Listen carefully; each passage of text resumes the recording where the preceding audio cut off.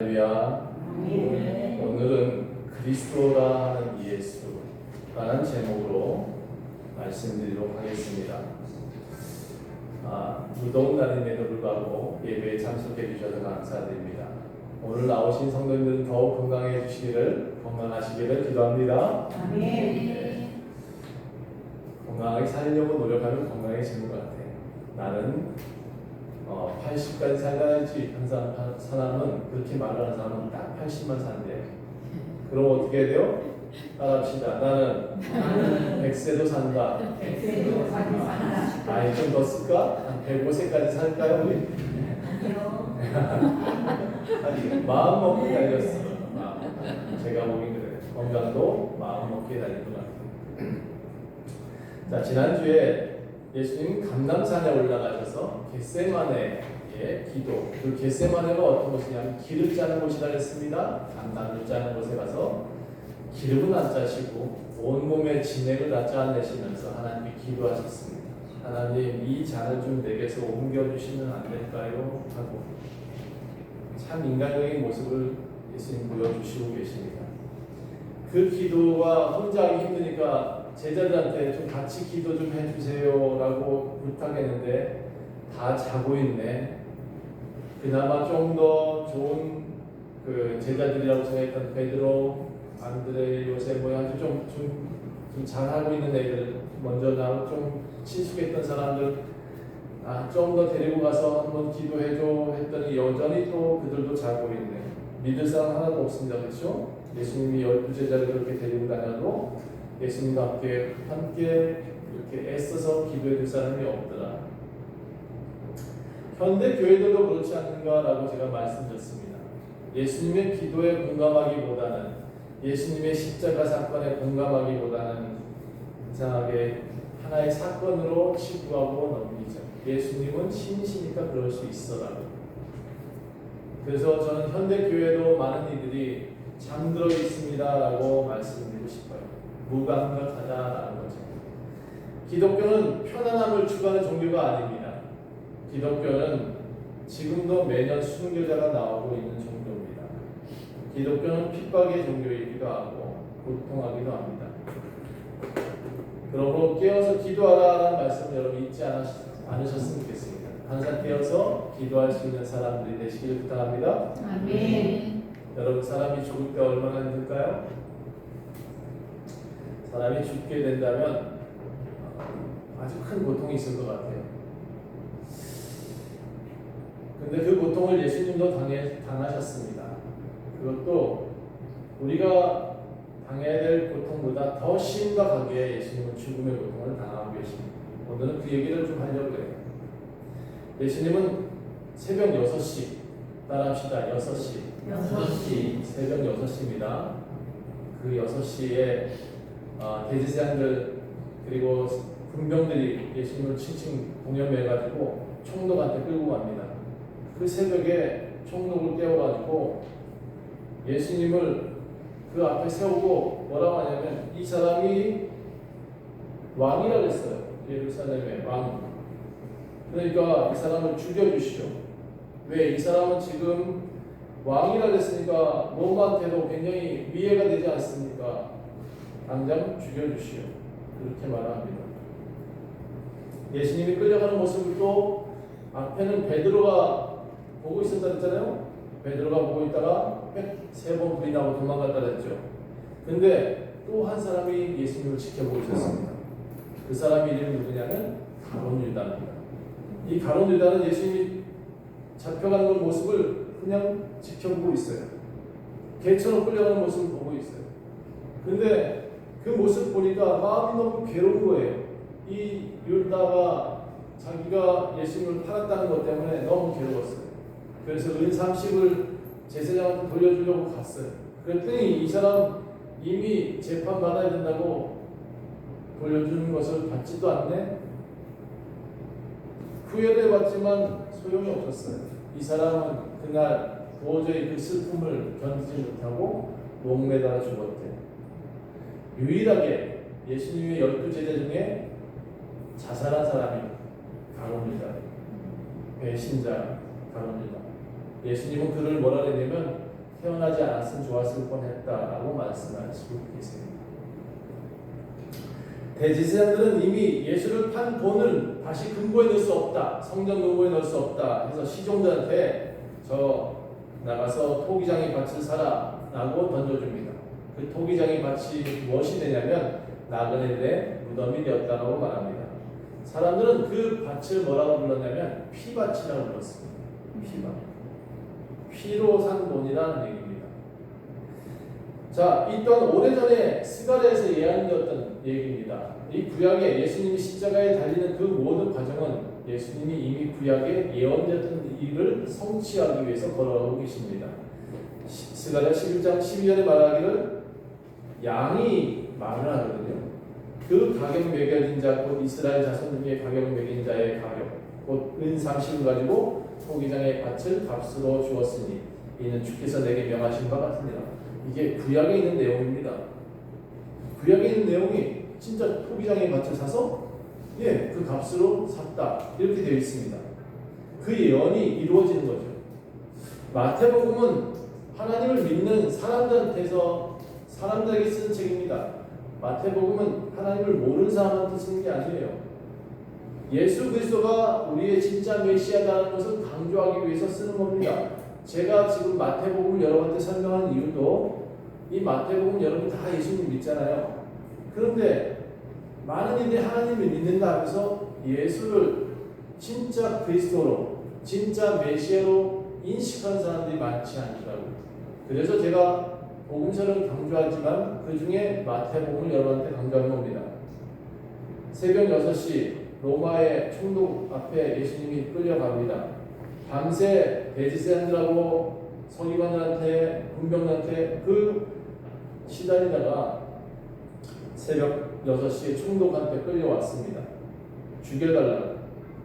왜냐하면 그 당시에 로마법은 그 당시에 이스라엘 법에는 사람 죽일 수가 없습니다. 얘는 실정법이 아니에요. 이스라엘의 법은 그냥 규범이에요. 그런데 실정법이 뭐냐 그러면 우리나라 헌법 같은 사람을 죽이고 감옥에 가두고 할 수 있는 권한은 로마한테 있었어요. 왜냐하면 로마의 속국으로 살고 있었기 때문에. 그래서 그들을 데리고 예수님을 데리고 총독 앞에 간 겁니다. 총독한테 말을 합니다. 이 사람이 스스로 유대인의 왕이라고 말을 하고 다닙니다. 그러니까 큰 위협이다. 그러니 이 사람 빨리 죽여달라고. 로마한테도 지금 굉장히 위협이다. 공기가 일어날 거다. 빨리 이 사람 죽이라.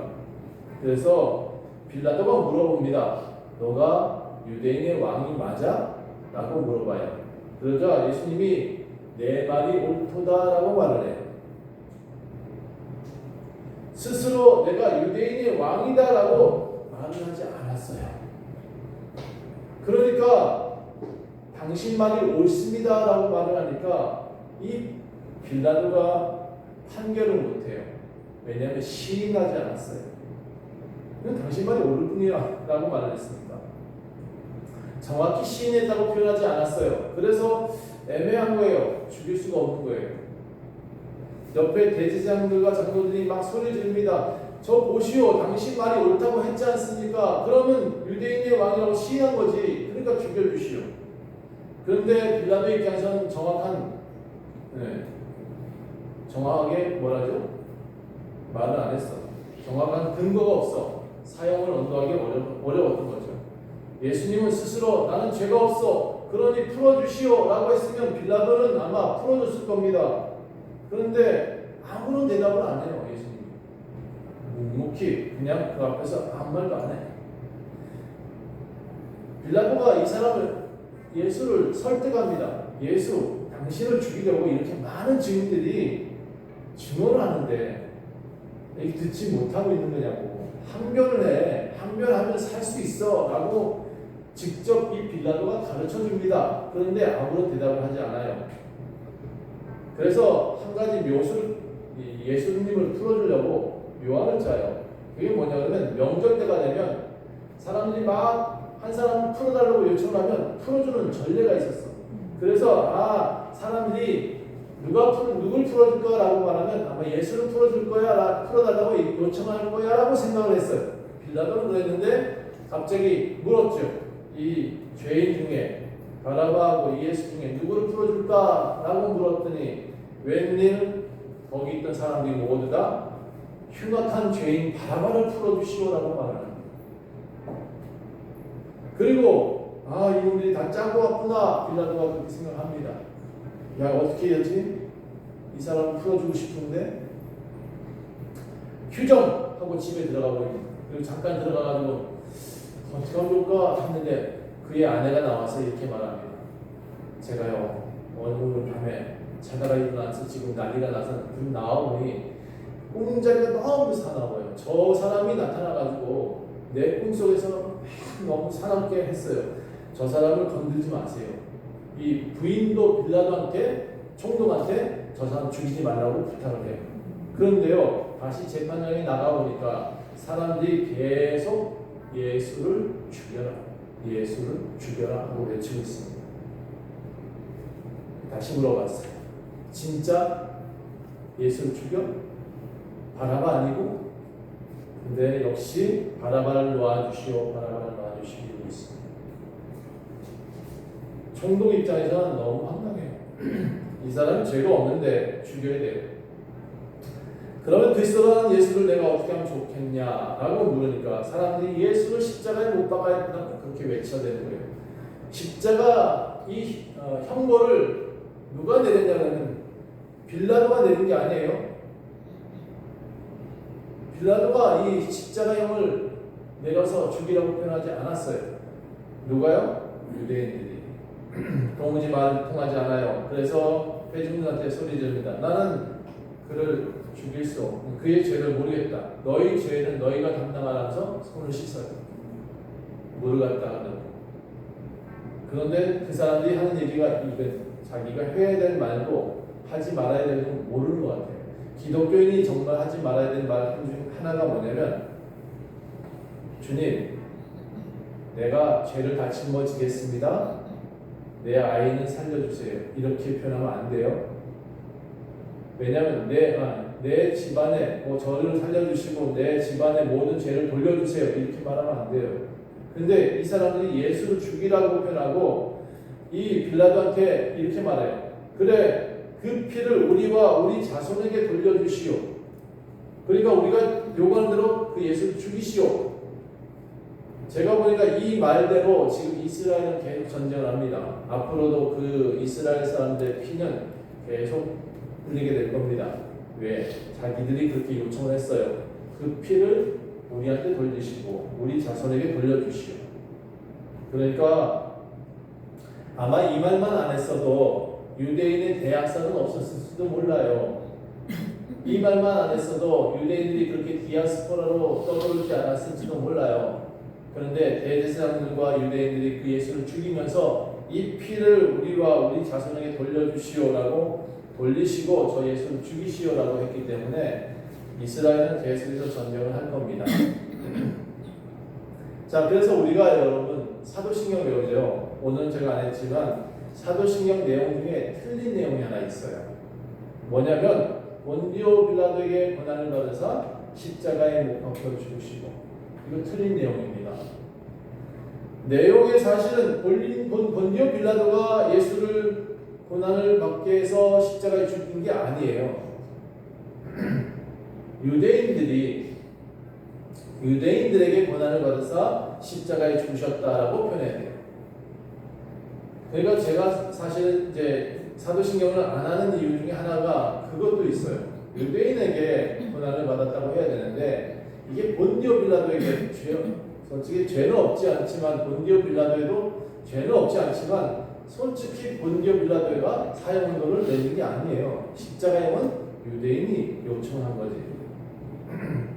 총독 빌라도는 예수를 놓아주려고 많이 애를 썼어요.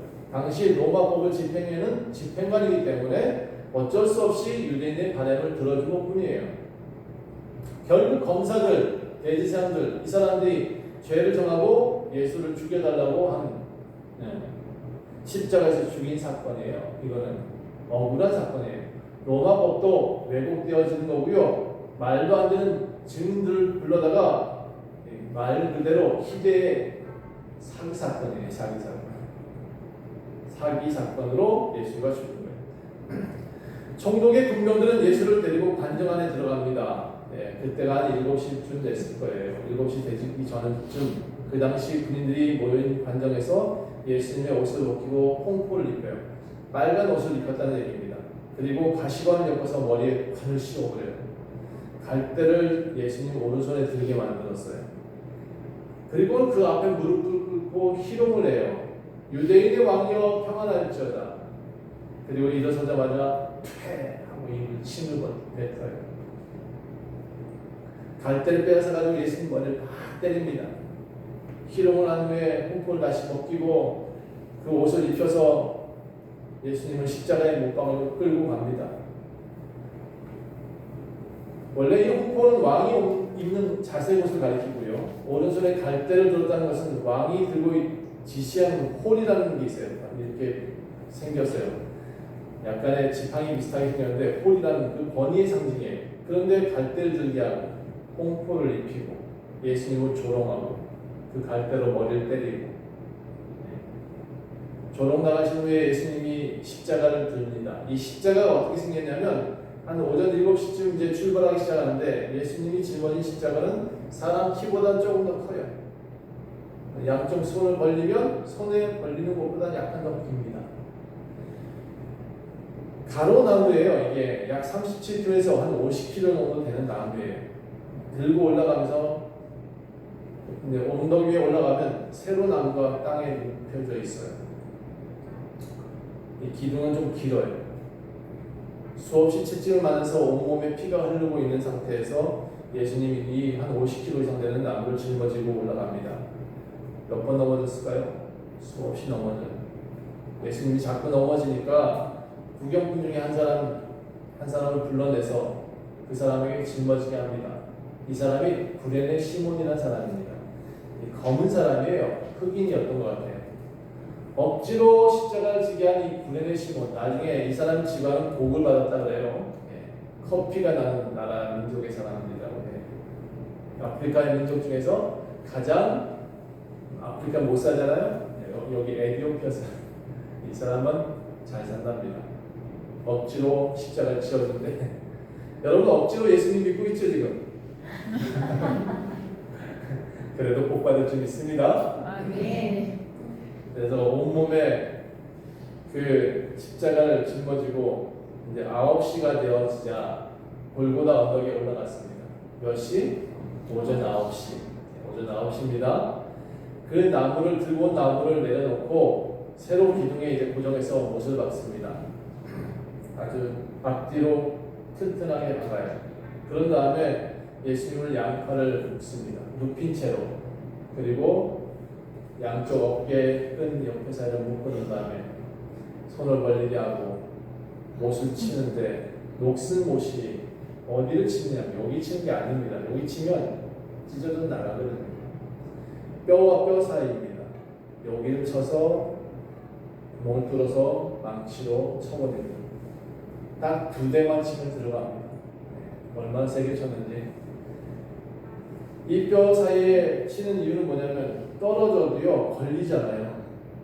그러니까 절대로 떨어지지 않게 만들려고 거기다 치는 겁니다.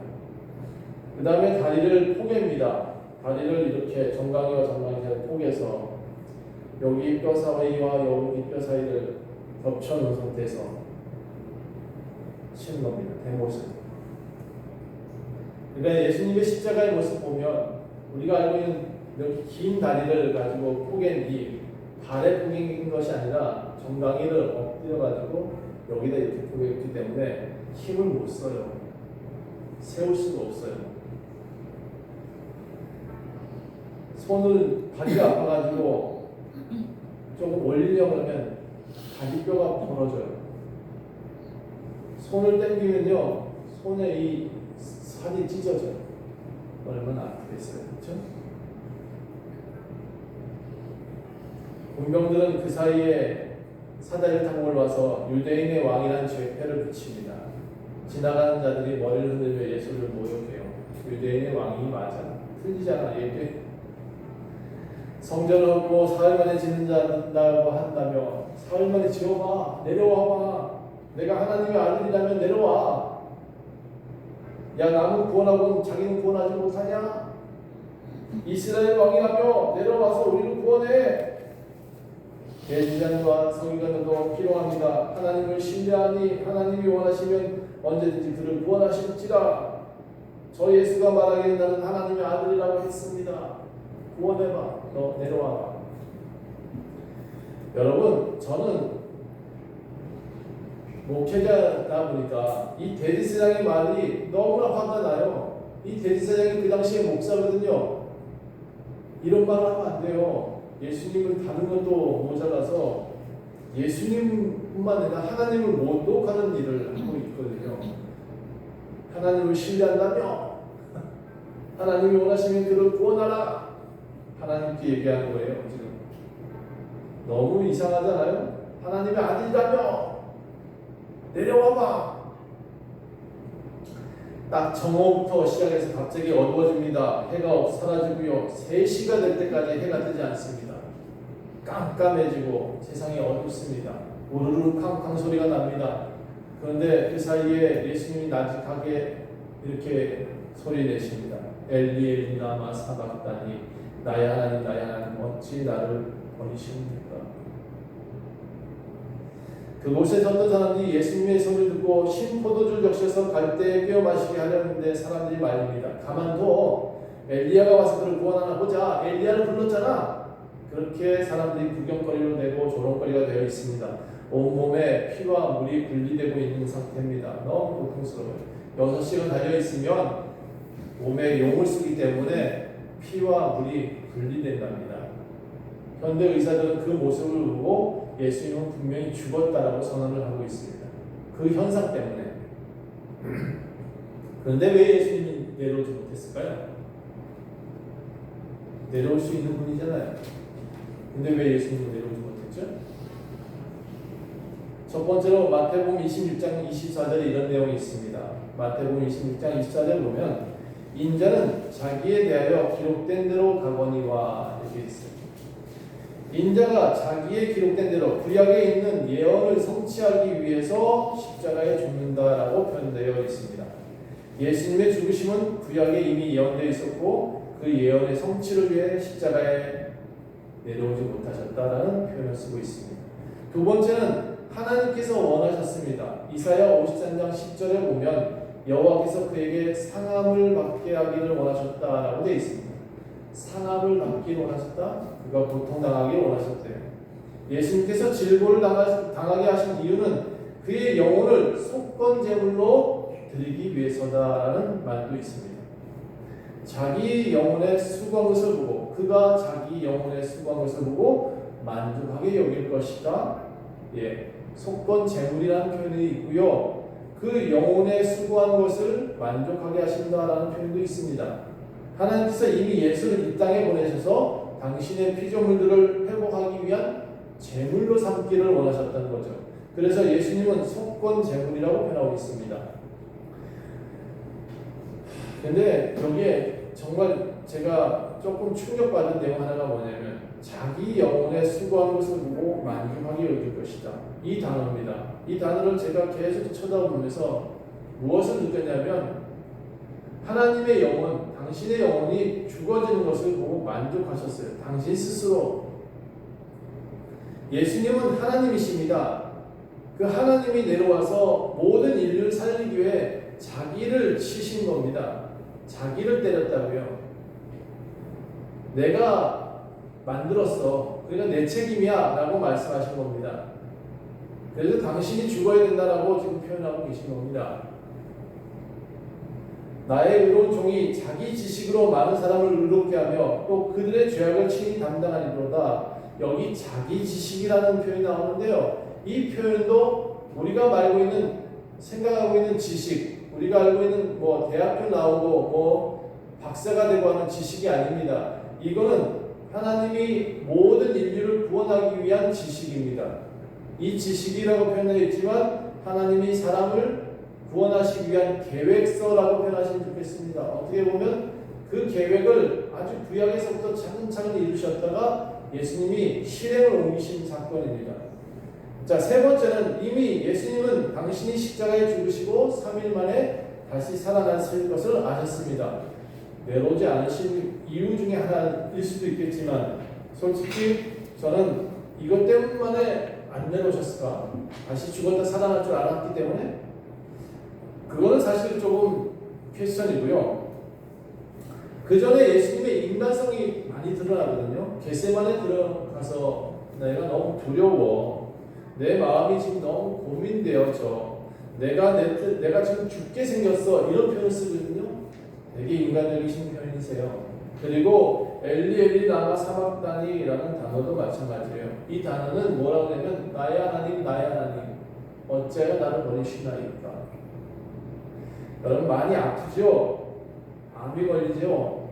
숨이 꼴딱꼴딱 넘어가기 직전에 이 말을 다 합니다.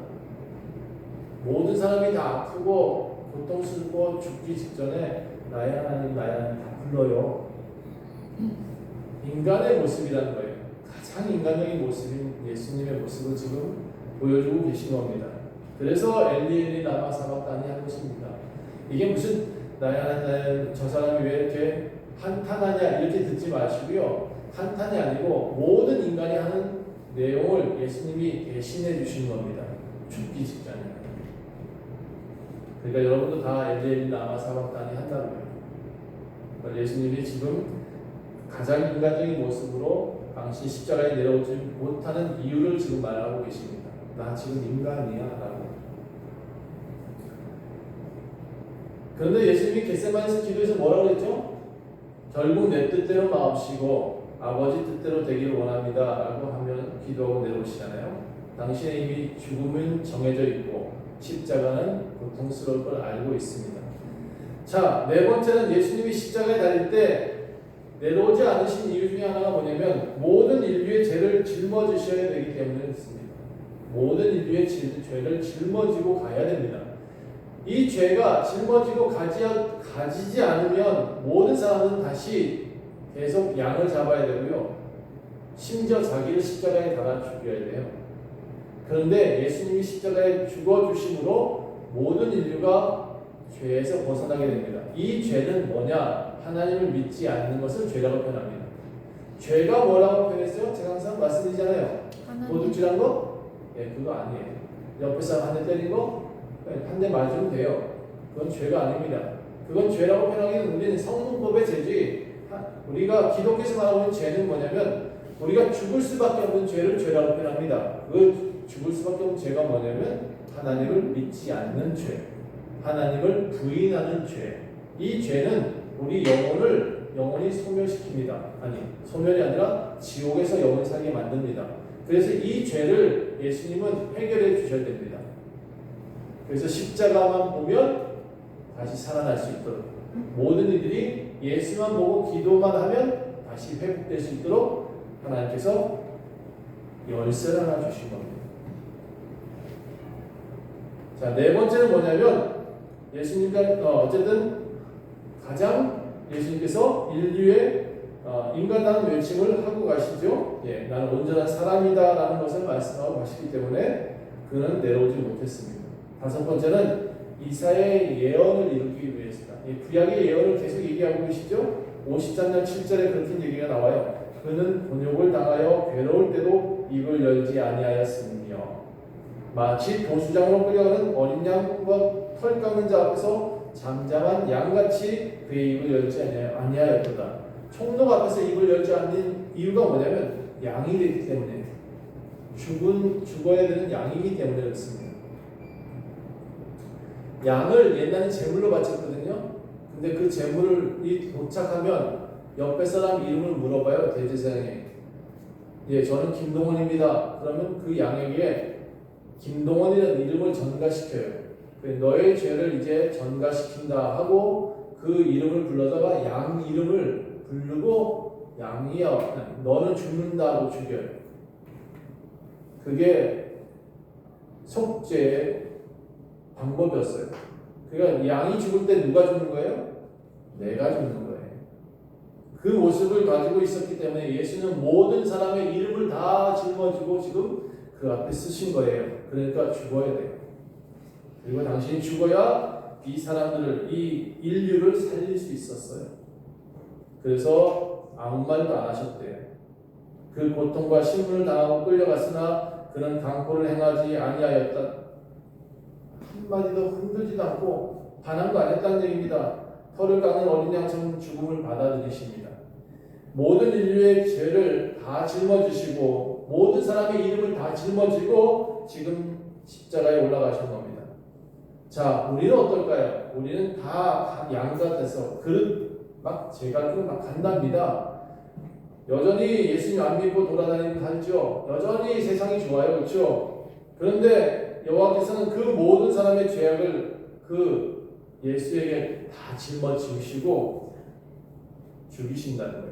그게 여호와의 지식이라고 표현했고 여호와의 계획이라고 표현했고 여호와께서 이루시고자 하는 예언이기도 했습니다. 인류 구원의 계획, 그 완성이 무엇이냐? 십자가라는 겁니다. 제가 영화를 많이 좋아하는데 가끔 영화 보면 무슨 인류 구원의 계획 해가지고 큰 셔틀을 만들어서 우주로 나가서 새로운 지구를 뭐 만든다. 그거 인류 구원의 계획이 아니고요. 진짜 인류 구원의 계획은 뭐냐면 모든 인류가 태어나고 죽잖아요. 그 태어나고 죽는 모든 사람들을 다 하나님 나라로 옮길 수 있는 셔틀이 뭐예요? 예수 그리스도의 십자가예요. 그 십자가를 믿는 사람들만이 모두 다 하나님 나라로 옮겨가시는 거예요. 아멘. 예수님은 그 십자가를 완성하기 위해서 십자가에서 죽으신 겁니다. 가장 안타까운 건 이런 거예요. 예수님이 십자가에 죽으실 때 신이었냐? 모든 학자가 동일하게 얘기를 합니다. 그는 신이 아닌 참 인간으로 죽으셨다. 왜냐하면 그 모든 사람의 아픔을, 그 모든 사람이 해야 될 말을, 그 모든 사람이 당해야 될 고통을 그 6시간 동안에 다 당하셨습니다. 6시간 조금 더 써야겠다. 7시부터 6시부터 새벽 6시부터 맞았으니까 12시간은 고통하신 거죠.